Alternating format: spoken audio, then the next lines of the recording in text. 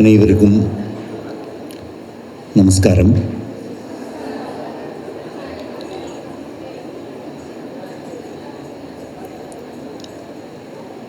ഞാൻ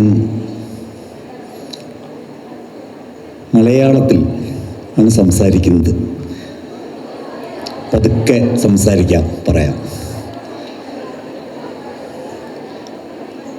തമിഴിലെ ജീവിച്ചിരിക്കുന്ന ഏറ്റവും മുതിർന്ന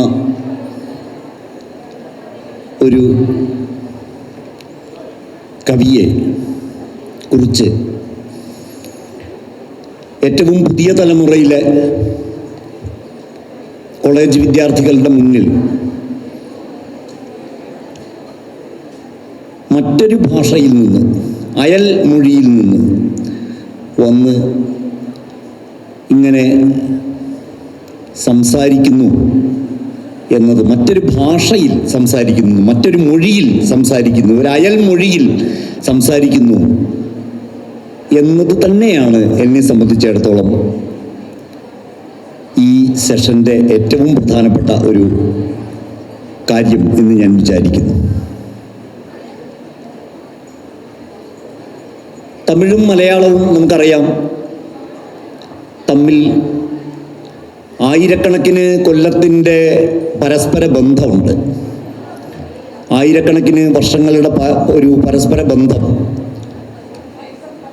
തമിഴിനും മലയാളത്തിനും തമ്മിൽ ഉണ്ട് എന്ന് നമുക്കറിയാം. നമ്മുടെ തമിഴൻ്റെയും മലയാളിയുടെയും വേരുകൾ ചെല്ലുന്നത് പിറകോട്ട് പോയാൽ ഒരേ ഇടത്തിലേക്കാണ്. ആദിത്തമിഴർ ആണ് നമ്മളൊക്കെ. പക്ഷെ പിന്നീട് മലയാളം മറ്റൊരു ഭാഷയായി മാറി. തമിഴും അതിൻ്റേതായ നിലയിൽ പടർന്ന് പന്തലിച്ച് മറ്റ് വിധാനങ്ങളിലേക്കും പകർന്നു പോയി. രണ്ട് ഭാഷകളും അകന്നകന്നകന്ന് പോയി.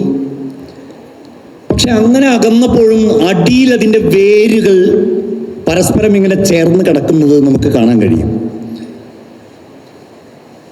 പഴന്തമിഴിലെ പല കവികളും, കപിലർ ഉൾപ്പെടെയുള്ള പല കവികളും, അല്ലെങ്കിൽ കണിയൻ പൂങ്കുറ്റനാരെ പോലുള്ള പല കവികളും, കണിയൻ പൂങ്കുറ്റനാരെ ഓർമ്മിക്കുന്ന ഒരു കവിത സുകുമാരൻ സാർ എഴുതിയിട്ടുണ്ട്. നാട് വിടൽ എന്നാണ് ആ കവിതയുടെ പേര്. അവരൊക്കെ കേരളത്തിൽ ജീവിച്ചവരാണ് എന്ന് കരുതപ്പെടുന്നു. സംഘകാലത്തെ പല കവികളും കേരളത്തിൽ ജീവിച്ചവരാണ്. മുത്തമിഴിനെ കുറിച്ച്, ഇവിടെ തമിഴ് പഠിക്കുന്ന കുട്ടികളുണ്ടാവും, മുത്തമിഴിനെ കുറിച്ച് നമുക്കറിയാം. ശേലും ഇശയും നാടകവും ചേർന്ന മുത്തമിഴ് പാരമ്പര്യം അത് മലയാളത്തിനും തമിഴിനും ഉള്ളതാണ്. സുകുമാരൻ സാറ് ഈ ആദിത്തമിഴൻ്റെ, മലയാളത്തിനും തമിഴിനും ഒരുപോലെ ചേർന്ന് കിടക്കുന്ന ബാധകമായ ഈ ആദിത്തമിഴൻ്റെ ഒരു ജീവിച്ചിരിക്കുന്ന അടയാളമാണ് എന്ന് ഞാൻ പറയും. സുകുമാരൻ സാറ് നന്നായി മലയാളം സംസാരിക്കും. കേരളത്തിൽ എൻ്റെ വീടിനും സുകുമാരൻ സാറിൻ്റെ ഊരിനും, പഴയ ഊരിനും തമ്മിൽ ഏതാനും കിലോമീറ്ററുകളുടെ ദൂരമേ ഉള്ളൂ. ഒരേ പുഴയുടെ രണ്ട് കരയിലാണ് ഞങ്ങളുടെ രണ്ടുപേരുടെയും ഊരുകൾ. ഷൊർണൂർ, കേരളത്തിൽ പാലക്കാട് ജില്ലയിൽ ഷൊർണൂർ എന്നൊരു സ്ഥലമുണ്ട്. ഷൊർണൂരിനടുത്ത്, ഷൊർണൂർ പട്ടണത്തിനടുത്ത് ഉള്ള ഒരു വളരെ പുരാതനമായൊരു ക്ഷേത്രമുണ്ട്. കുലശേഖര നെല്ലൂർ എന്നാണ് ആ ക്ഷേത്രത്തിൻ്റെ പേര്. നെടുമ്പുര എന്നുള്ള ഗ്രാമത്തിൽ, നെടുമ്പുര കുലശേഖര നെല്ലൂർ ക്ഷേത്രത്തിനടുത്ത് താമസിച്ചിരുന്ന ഒരു മലയാളി കുടുംബം പിന്നീട് കോയമ്പത്തൂരിലേക്കും ഊട്ടിയിലേക്കും കുടിയേറി പാർത്ത് ആ കുടുംബത്തിൽ ജനിച്ചു വളർന്നയാളാണ് സുകുമാരൻ സാർ. ഞാൻ ഈ പറഞ്ഞ ഷൊർണൂരിനടുത്തുള്ള ഈ മഹാക്ഷേത്രം കുലശേഖര നല്ലൂർ എന്നുള്ള ക്ഷേത്രത്തിൽ പലതവണ പോയിട്ടുണ്ട്. അപ്പോൾ അവിടെ പോകുമ്പോൾ ഭാരതപ്പുഴയുടെ കരയിലാണ്. ഭാരതപ്പുഴയുടെ കരയിലുള്ള ഈ വലിയ ക്ഷേത്രം കേരളത്തിലെ തന്നെ അത്യത്ഭുതകരമായ ഏറ്റവും പഴക്കം ചെന്ന ക്ഷേത്രങ്ങളിൽ ഒന്നാണ്. ശില്പഭംഗിയുള്ള ഗജപൃഷ്ഠാകൃതിയിലുള്ള ശ്രീകോവിലുള്ള ഏറ്റവും പഴക്കം ചെന്ന ശിവക്ഷേത്രങ്ങളിൽ ഒന്ന്, കേരളത്തിലെ 108 ശിവാലയങ്ങളിൽ ഒന്നാണ് ഈ കുലശേഖര നല്ലൂർ. അതിൻ്റെ പേര് തന്നെ കുലശേഖര നല്ലൂർ. ആ ആദിത്തമിഴൻ്റെ ഒരു അടയാളമുള്ള ക്ഷേത്രമാണ്. അവിടെ നിന്ന് പുറപ്പെട്ടു പോയ ആ വേരിൽ നിന്ന് പൊടിച്ചതാണ് സുകുമാരൻ സാറിൻ്റെ കവിത. സാറ് തമിഴ് കവിതയിലേക്ക് ഞങ്ങളുടെ ഭാരതപ്പുഴയെ കൊണ്ടുവന്നു എന്ന് ഞാൻ പറയും. ഞങ്ങളുടെ ഭാരതപ്പുഴയെ, കേരളത്തിലെ ഭാരതപ്പുഴയെ തമിഴ് കവിതയിലേക്ക് കൊണ്ടുവന്നു എന്ന് പറയാം. സുകുമാരൻ്റെ കവികളെ അങ്ങനെ പേര് പറയുന്നതാണ് ഏറ്റവും നല്ലത്.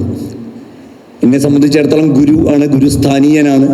ആ നിലയ്ക്ക് സാർ എന്ന് ചേർത്ത് പറഞ്ഞ് ശീലിച്ചത് കൊണ്ട് അങ്ങനെ പറയുന്നു എന്നല്ലോ. പക്ഷേ കവിയെ പേര് വിളിക്കുന്നതാണ് ഏറ്റവും നല്ലത്. സുകുമാരൻ്റെ കവിതകളിൽ ഏറ്റവും കൂടുതൽ ഒരു ഇമേജ് എന്ന് പറയുന്നത്, ഒരു ചിഹ്നം എന്ന് പറയുന്നത് പുഴകളാണ്, നദികൾ. പൊതുവെ തമിഴ് കവിതയിലെ എല്ലാവരും കിളികളെക്കുറിച്ച്, തമിഴിലെ ഓരോ കവിക്കും, ഏറ്റവും പുതിയ തലമുറയിൽപ്പെട്ടതാവട്ടെ ഏറ്റവും മുതിർന്ന തലമുറയിൽപ്പെട്ടതാവട്ടെ, തമിഴിലെ ഏതൊരു കവിക്കും ഒരു കിളിക്കവിതയുണ്ട് കയ്യിൽ.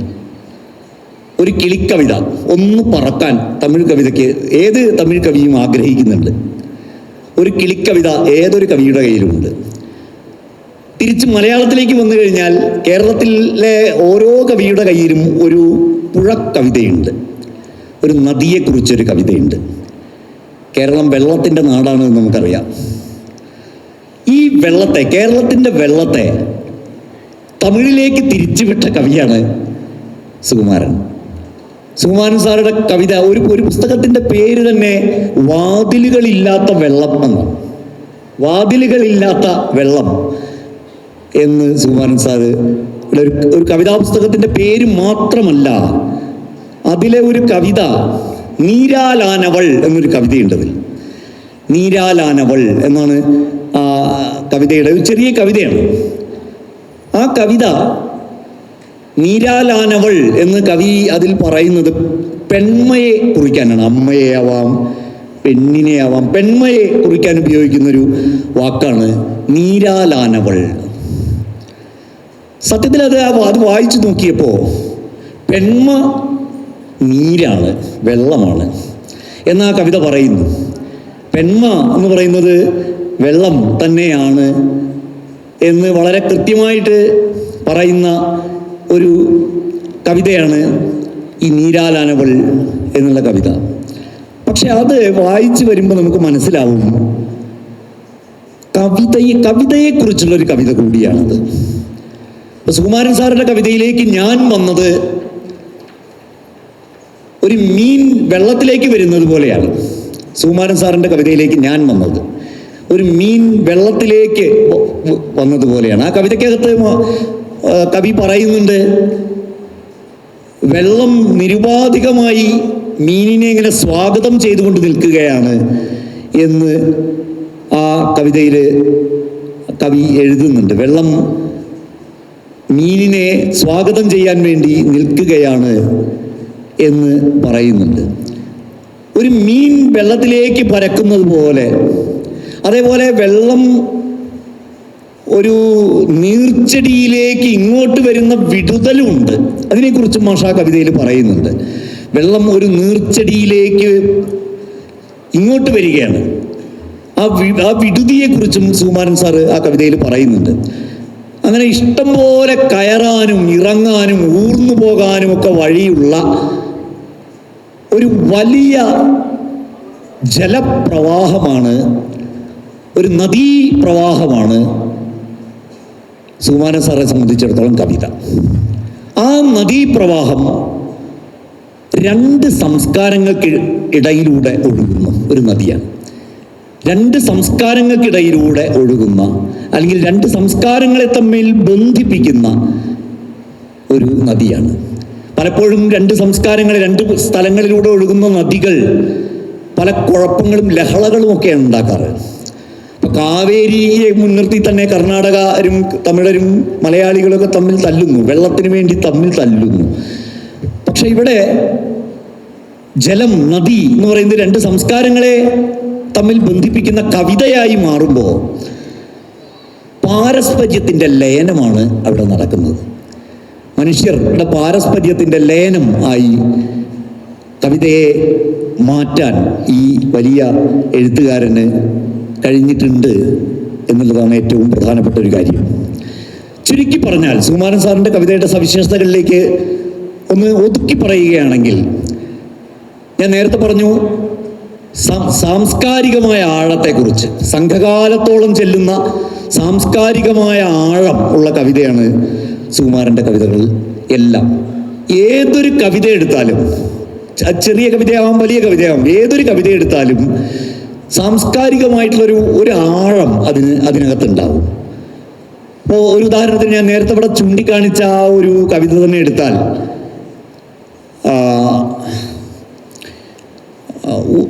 നാടുവിടൽ എന്നുള്ള കവിത, നാടുവിടൽ എന്നുള്ള അദ്ദേഹത്തിൻ്റെ ആ കവിത തന്നെ എടുത്താൽ അതിനകത്ത് ഏതാണ് ഊര് ഏത് എന്നുള്ളൊരു സംശയം പങ്കുവെക്കുകയാണ്.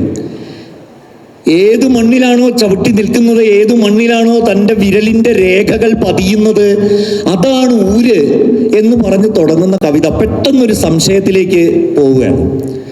സംശയം മറ്റൊന്നുമില്ല. അപ്പം നാടോടിയുടെ ഊര് ഏതാണ്? ഞാനൊരു നാടോടിയാണ്.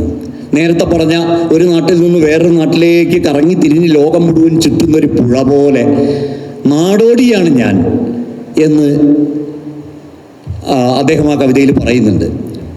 ഞാൻ ആ കവിതയൊന്ന് വായിക്കാം. മലയാളത്തിൽ വായിക്കുമ്പോൾ വായനയുടെ ഒരു പ്രത്യേകത, മലയാളത്തിലാവുമ്പോൾ എങ്ങനെയാണ്, നിങ്ങൾ തമിഴിൽ വായിച്ചിട്ടുണ്ടാവും സാധ്യതയുള്ളൊരു കവിതയാണ്. നാടുവിടൽ, ഊർ തുറത്തൽ എന്നാണ് കവിതയുടെ പേര് തമിഴിൽ. ഊർ തുറത്തൽ. എൻ്റെ നാട് എന്ന് നിങ്ങൾ ഏതിനെ വിളിക്കുന്നു? നിങ്ങളുടെ ഉള്ളങ്കാൽ രേഖകളിൽ ഏതു മണ്ണ് ഒട്ടിപ്പടർന്നിരിക്കുമോ, അല്ലെങ്കിൽ ഏതു മണ്ണിൽ ഉള്ളങ്കാൽ രേഖ പതിഞ്ഞിരിക്കുമോ അതിനെ? നിങ്ങളുടെ ചർമ്മത്തുളകളിലൂടെ ഏതു വെള്ളം ഊർന്നിറങ്ങി കലർന്നിരിക്കുമോ, അല്ലെങ്കിൽ ഏതു വെള്ളത്തിൽ നിങ്ങളുടെ വിയർപ്പിനുപ്പ് ഉരുവം മാറി രുചിക്കുമോ? നിങ്ങളുടെ ശ്വാസകോശങ്ങളിൽ ഏത് കാറ്റ് വീശി കുളിരു കോരുമോ, അല്ലെങ്കിൽ ഏത് കാറ്റിൽ നിങ്ങളുടെ ശ്വാസത്തിന് ഇളം ചൂട് കനിഞ്ഞ് തലോടുമോ, അതിനെ വിളിക്കൂ എൻ്റെ നാട്. എന്നാൽ ഞാൻ കാൽ വെച്ചത് മലമ്പാമ്പിൻ ഉടൽ വഴുക്കലിൽ, ഞാൻ ശരീരം നനച്ചത് രക്തത്തിൻ കല്ലുമഴയിൽ, ഞാൻ ശ്വാസനാളത്തിൽ ചുമന്നത് മഞ്ഞിൻ തണുപ്പ് മുള്ളുകളെ. എൻ്റെ നാട് എന്ന് ഏതിനെ വിളിക്കും? നാടോടിയുടെ ഉള്ളങ്കാലിൽ ഏതു മണ്ണും ഒട്ടുകയില്ല, പറവയുടെ ചിറകുകളിൽ ഏതു വെള്ളവും ഊർന്നിറങ്ങില്ല. ഞാൻ നാടോടി, ഞാൻ പറവ. നാട് വിട്ടുപോയാൽ നാടോടിയും പറവയുമാകുമോ ഞാൻ? നാടോടിയും പറവയുമായാൽ നാടു വിട്ടവനാകുമോ? ഏതായാലും പൂങ്കുன்ற നീ ഗണിച്ചതെത്ര ശരി, ഏതും നാട് ഏവരും ബന്ധുക്കൾ. ഇതാണ് കവിത. ഈ കവിത തൻ്റെ കേരളത്തിൽ നിന്ന് മാറി തമിഴ്നാട്ടിലേക്ക് മാറി താമസിച്ച ഒരു കുടുംബത്തിൽ ജനിച്ച തൻ്റെ അസ്തിത്വത്തിൻ്റെ ഒരു പ്രശ്നത്തിൽ നിന്ന് തുടങ്ങി തൻ്റെ ഊരേത് എന്നൊരു ചെറിയ ചോദ്യത്തിൽ നിന്ന് തുടങ്ങി 2000 കൊല്ലം പിന്നിലേക്ക് ചെന്ന് അവസാനിക്കുകയാണ്.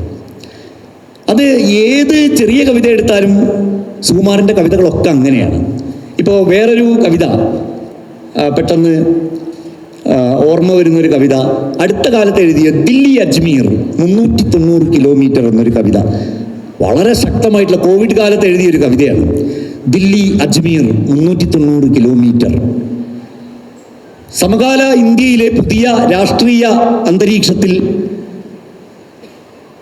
വെച്ച് വായിക്കേണ്ട തീക്ഷ്ണമായിട്ടുള്ളൊരു കവിതയാണിത്. ഡൽഹിയിൽ നിന്ന് അജ്മീറിലേക്ക് തീർത്ഥയാത്ര പോകുന്ന ഒരു സൂഫിനി ആയ സൂഫി സ്ത്രീയുടെ ഫക്കീറയുടെ സംഭാഷണമാണ് ഇത്. ഫക്കീറായും ജനാബും തമ്മിലുള്ളൊരു സംഭാഷണത്തിലൂടെ മുന്നോട്ട് പോകുന്ന ഈ കവിത ഇന്ത്യയുടെ സൂഫി പാരമ്പര്യത്തിലേക്ക്, ആ സൂഫി സംസ്കാരത്തിലേക്ക്, ആഴത്തിലേക്ക് പോകുന്നു. ഞാൻ ആ കവിത സമയത്തിൻ്റെ പ്രശ്നമുള്ളത് കൊണ്ട് വായിക്കുന്നില്ല. ഇങ്ങനെ ഏതൊരു കവിത എടുത്താലും, ഇപ്പോൾ ഞാൻ നേരത്തെ നദികളെ കുറിച്ചുള്ള കവിതകൾ പറഞ്ഞു, നദികളെ കുറിച്ച് തന്നെ ധാരാളം കവിതകൾ സുകുമാരൻ എഴുതിയിട്ടുണ്ട്. നദിയിലെ തോണിയിൽ കിടക്കുന്ന വെള്ളത്തെ കുറിച്ചൊരു കവിത. അതേപോലെ അദ്ദേഹത്തിൻ്റെ പ്രശസ്തമായിട്ടുള്ളൊരു ആദ്യകാല കവിതയിൽ നദിയിൽ നിന്ന് കോരിയെടുക്കുന്ന വെള്ളത്തെ കുറിച്ചൊരു ചെറിയൊരു കവിതയാണ്. നദിയിൽ നിന്ന് വെള്ളം കോരിയെടുത്തു, ഒരു കയ്യിൽ നദീജലം കോരിയെടുത്തു. ആ കോരിയെടുത്ത് കൈക്കുമ്പിളിൽ നിൽക്കുന്ന വെള്ളം ആ നദിയിലെ വെള്ളമാണോ? ഇതാണ് ചോദ്യം. അത് നദിയിൽ നിന്ന് അന്യമായില്ലേ? തിരിച്ച് ആ വെള്ളം നദിയിലേക്ക് തന്നെ ഒഴിക്കുമ്പോൾ ആ നദീജലത്തിൽ ഞാൻ ഒഴിച്ച നീർ കാണാൻ കഴിയില്ല. അപ്പം ഇങ്ങനെ ഏത് നിലയ്ക്കും സാംസ്കാരികമായിട്ടുള്ള ഒരു ആഴം സുകുമാരൻ്റെ കവിതകളിലുണ്ട്. അതോടൊപ്പം തന്നെ രാഷ്ട്രീയമായ ജാഗ്രതയുടെ കവിതയാണ്. ശരിക്കും മലയാളവും തമിഴും തമ്മിൽ ഞാൻ പറഞ്ഞു കുറേ നാൾ മുമ്പുണ്ടായിരുന്ന ബന്ധം പിന്നീട് ഇല്ലാതാവുകയും ഏതാണ്ട് സുകുമാരൻ സാറിൻ്റെയൊക്കെ കാലത്തോടുകൂടി 1970കളോടുകൂടി മലയാള കവിതാ അന്തരീക്ഷവും തമിഴ് കവിതാ അന്തരീക്ഷവും തമ്മിൽ ഒത്തു ചേർന്ന് വരികയും ചെയ്തു. 70കളിൽ കേരളത്തിലുണ്ടായിരുന്ന ഇന്ത്യൻ സാഹചര്യത്തിൽ പുതുതായി ഉണ്ടായിരുന്ന പുതു കവിതാ നാമ്പുകളിൽ നിന്ന് ഊർജം ഉൾക്കൊള്ളാൻ സുകുമാരൻ സാറെ പോലുള്ള കവികൾക്ക് കഴിഞ്ഞിട്ടുണ്ട്. തീർച്ചയായിട്ടും സുകുമാരൻ്റെയും ആത്മാനാമിൻ്റെയും കവിതകൾ ആ കാലത്ത് കേരളത്തിലുണ്ടായ സച്ചിദാനന്ദൻ്റെയും ആറ്റൂർ രവിവർമ്മയുടെയും ഒക്കെ കവിതകളോട് ചേർന്ന് നിൽക്കുന്ന കവിതകളാണ്. ഇങ്ങനെ രാഷ്ട്രീയമായൊരു സാഹോദര്യം മലയാളിയും തമിഴും തമ്മിൽ ഉണ്ട് എന്ന് പ്രഖ്യാപിക്കുന്ന കവിതയാണ് സുകുമാരൻ്റെ കവിത. ഒരു കാര്യം കൂടി പറഞ്ഞ് തന്നെ അവസാനിപ്പിക്കാം. സുകുമാരൻ്റെ കവിത ഒരുപാട് കാര്യങ്ങൾ പറയാനുണ്ട്. ഒരു ചെറിയൊരു കാര്യം കൂടി പറഞ്ഞ് നിർത്താം. അത് മറ്റൊന്നുമല്ല, സുകുമാരൻ്റെ കവിതയുടെ പ്രവചനീയത പറഞ്ഞുകൊണ്ട് ഒരു പ്രവചന സ്വഭാവമുള്ള കവിതയാണ് എന്നും സുകുമാരൻ്റെ കവിതകൾ. ആ പ്രവചന സ്വഭാവം, നമ്മളെ ഞെട്ടിപ്പിക്കുന്ന ഒരു പ്രവചന സ്വഭാവം സുകുമാരൻ്റെ കവിതയ്ക്കുണ്ട്. ഞാനൊരു കവിത ചൊല്ലി അവസാനിപ്പിക്കാം. വളരെ അധികം പ്രവചന സ്വഭാവമുള്ള ഒരു കവിതയാണിത്. 2007 മാഷ് എഴുതിയ ഒരു ചെറിയ കവിതയാണ്. ആ കവിത ചൊല്ലി ഞാൻ എൻ്റെ ഈ സംസാരം അവസാനിപ്പിക്കാം. ഈ കവിത വായിക്കുമ്പോൾ, മലയാളത്തിൽ വായിക്കുമ്പോൾ നിങ്ങൾക്ക് അതിൻ്റെ അർത്ഥം മനസ്സിലാവുമെന്ന് ഞാൻ വിചാരിക്കുന്നു. മിച്ചം എന്നാണ് ഈ കവിതയുടെ പേര്.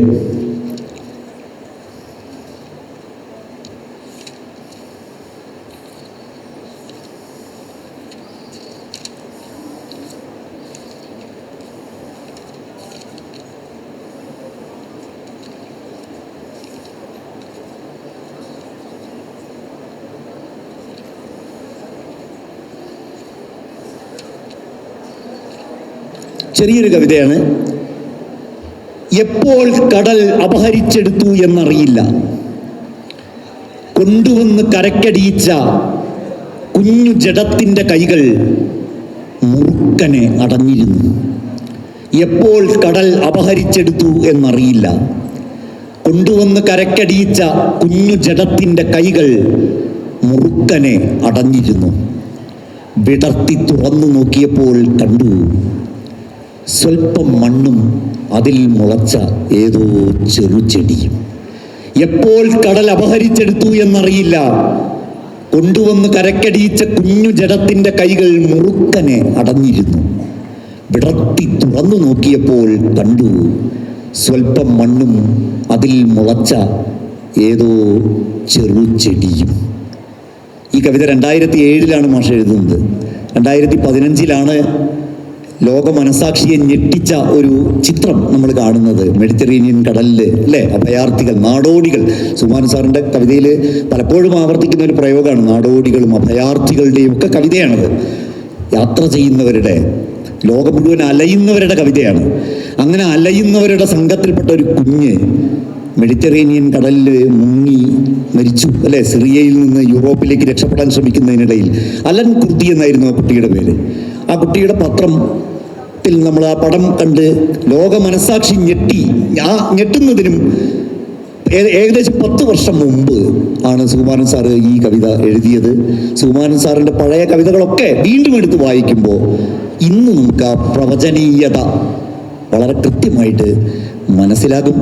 മലയാളത്തെയും തമിഴിനെയും ബന്ധിപ്പിക്കുന്ന ഈ ഒരു പാലം എന്ന് പറയുന്നത് വളരെ പ്രധാനപ്പെട്ടതാണ് എന്ന് ഞാൻ കരുതുന്നു. സാംസ്കാരികമായി വലിയ ഒരു എന്താ പറയുക പ്രധാനപ്പെട്ട ഒരു കാര്യമാണ് ഈ ഒരു പാലം. ഈ പാലത്തിൻ്റെ ഉറപ്പ് എന്ന് പറയുന്നത് അത്രമേൽ നമ്മളൊക്കെ ആവശ്യമുള്ള ഒന്നാണ്. അത് ആ ഉറപ്പോടെ ഈ പാലം ദീർഘകാലം നമുക്കിടയിൽ ഉണ്ടാവട്ടെ എന്ന് ആശംസിച്ചുകൊണ്ട് ഞാൻ നിർത്തുന്നു.